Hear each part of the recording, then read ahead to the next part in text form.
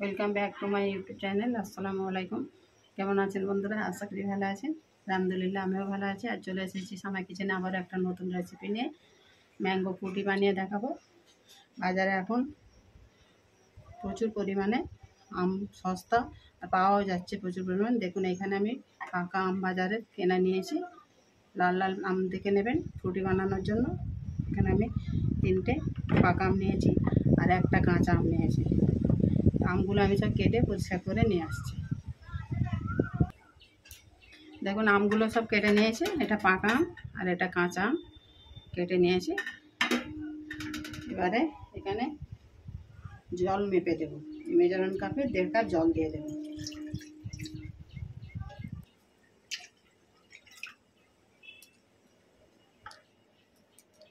আমগুলো এবারে জলের মধ্যে দিয়ে একটু সেদ্ধ করে নেব।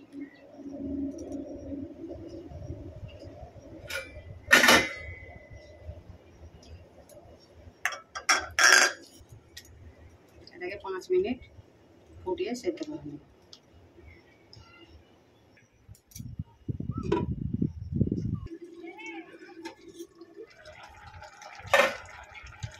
দেখুন আমগুলো সেদ্ধ হয়ে গেছে। এগুলো তো পাকা আম, কাঁচা আমও সেদ্ধ হয়ে গেছে। এবার এটাকে আমি ঠান্ডা করে নেব।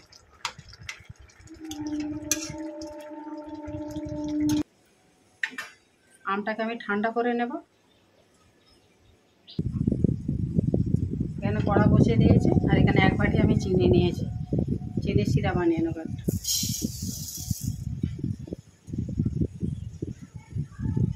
মেজারমেন্ট কাপে 1 কাপ জল দেবেন।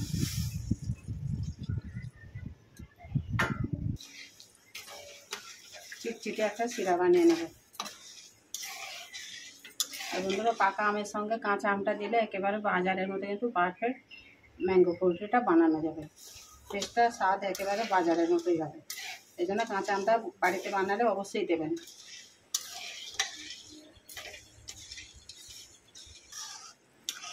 দেখুন চিনি শিরাটা বানানো হয়ে গেছে। এবার এটাকেও ঠান্ডা করে নেব। দেখুন চিনি শিরাটা হয়ে গেছে। এটাকে এবারে ঠান্ডা করে নেব। আর সেদ্ধ করা আমটাকেও ঠান্ডা করে নিয়েছি। এবারে এটাকে পেস্ট বানিয়ে নেব। তার জন্য এখানে মিক্সিং জার নিয়েছি। এদিকে ততক্ষণ চিনি শিরাটা ঠান্ডা হবে।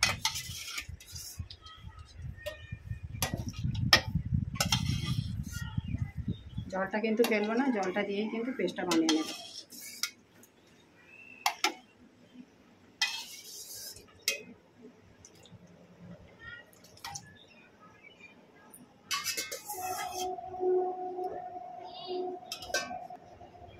এটাকে পেস্ট বানিয়ে নেব।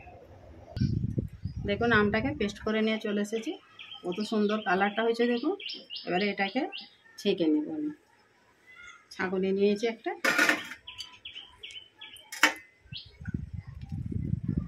যদিও ডেলা ডেলা থাকে তাহলে ছেঁকে নিলে আর ওটা থাকবে।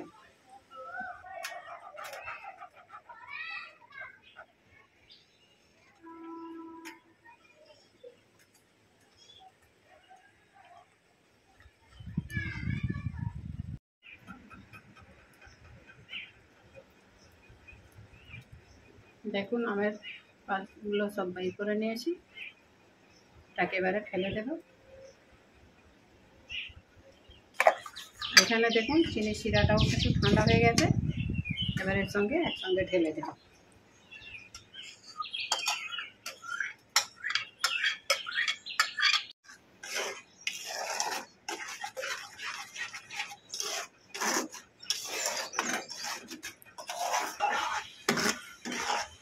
ভালো করে একসঙ্গে সব মিশিয়ে নিয়েছি। দেখুন পুরো একেবারে বাজারের ফ্রুটির মতন হয়েছে। এরকমই এবারে থাকবে। আমি এখানে ফ্রুটির একটা বোতল নিয়েছি। এবার এতে ভরে দেবো। তো বন্ধুরা একটা কিন্তু কাজ করবেন, সবসময় লক্ষ্য রাখবেন এতে কিন্তু কোনো রকম বরফ বা ঠান্ডা জল মিশিয়ে খাবেন না, তাহলে কিন্তু এই জিনিসটা নষ্ট হয়ে যাবে।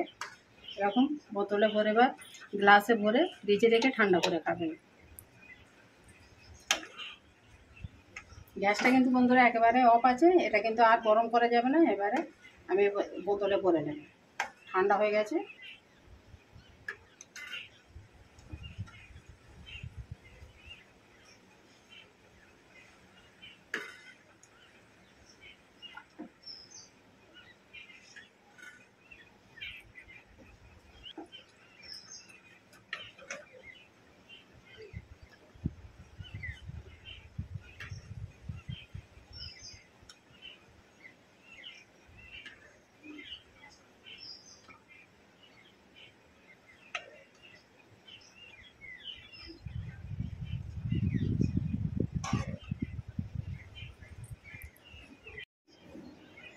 বন্ধুরা একটা বোতলে একটা গ্লাস আমি ভরে নিয়েছি। তো আমার এই খুবই সহজভাবে দেখিয়েছি এই ম্যাঙ্গো ফ্রুটির রেসিপিটা কেমন হয়েছে কমেন্ট করে জানাবেন, লাইক শেয়ার করবেন, নতুন বন্ধু হলে চ্যানেলটাকে সাবস্ক্রাইব করে পাশে থাকবেন যাতে নিত্য নতুন ভিডিও আপলোড করলে আগে নোটিফিকেশান পৌঁছে যায়। আমি রেসিপিটা যেখানে শেষ করবো, আবার আসবো সামনে কিছু নতুন একটা রেসিপি নিয়ে। ভালো থাকবেন, সুস্থ থাকবেন, ভালো লাগলে একটা লাইক করে দেবেন। আল্লাহ হাফিজ। আর বাজারে অবশ্যই পাকা আম থাকতে থাকতে এরকম ম্যাঙ্গো ফ্রুটি বানিয়ে বাড়িতে খাবেন। ছোটো বড়ো সকলেরই কিন্তু পছন্দের একটা জিনিস।